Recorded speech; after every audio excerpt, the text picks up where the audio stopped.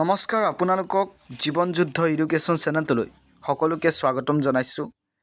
যিসকলে আসাম পুলিচৰ এবি আৰু ইউবি লগতে ডিএমই এপিডিচিএল বিভিন্ন পদৰ বাবে যদি প্ৰিপাৰেশ্যন চলাই আছে, আজি ভিডিঅ'টো অতিকৈ গুৰুত্বপূৰ্ণ, কাৰণ আপোনালোকলৈ ইম্পৰ্টেণ্ট জিকে কুৱেশ্যন আৰু এনচাৰ লৈ আহিছোঁ।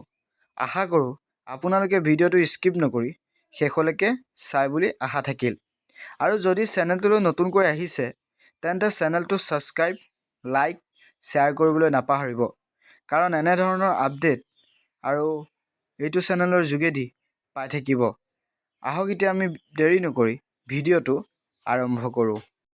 আজি প্ৰথম কুৱেশ্যনটো হৈছে, ভাৰতত বৰ্তমান প্ৰচলিত চৰকাৰ the present government of India is option A ৰাষ্ট্ৰপতি চৰকাৰ, অপশ্যন বি গণতান্ত্ৰিক চৰকাৰ, অপশ্যন চি মৰ্চা চৰকাৰ, অপশ্যন ডি সংসদীয় চৰকাৰ। ইয়াৰ শুদ্ধ এনচাৰটো হৈছে অপশ্যন ডি সংসদীয় চৰকাৰ।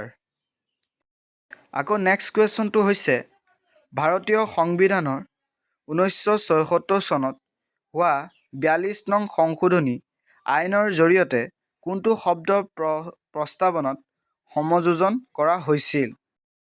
Which word for incorporated in the Constitution on India through 42 Amendment Act in the year 1976? Option A সাৰ্বভৌমত্ব, অপশ্যন বি গণতান্ত্ৰিক, অপশ্যন চি গণৰাজ্য, অপশ্যন ডি সমাজবাদী। ইয়াৰ শুদ্ধ এনচাৰটো হৈছে অপশ্যন ডি সমাজবাদী। আপোনালোকে এ বি চি ডি হ'ব লাগিছিলে, চি হৈ আছে দুটা। টাইপিং কৰোঁতে অকণ মিষ্টেক হৈ গ'ল, আপোনালোকে যাতে শুধৰাই ল'ব। আকৌ নেক্সট কুৱেশ্যনটো হৈছে, 1903 চনত কোনে আসাম এছ'চিয়েশ্যন গঠন কৰিছিল? Who formed the Assam association in 1903? Option A Padmanath Gohainbarua, option B Hemchandra Goswami, option C Nabin Chandra Bordoloi, option D Manik Chandra Barua. ইয়াৰ শুদ্ধ এনচাৰটো হৈছে অপশ্যন ডি মাণিক চন্দ্ৰ বৰুৱা। আকৌ নেক্সট কুৱেশ্যনটো হৈছে, বন্দিনী ভাৰত নাটকখনৰ ৰচক কোন? Who is the writer of the play Bandini Bharat? Option A Amarnath, option B Girish Kumar, option C Amrit Prabha, option D Ambika কাগিৰী Roychowdhury. ইয়াৰ শুদ্ধ এনচাৰটো হৈছে অপশ্যন ডি অম্বিকা কাগিৰী ৰায়চৌধুৰী।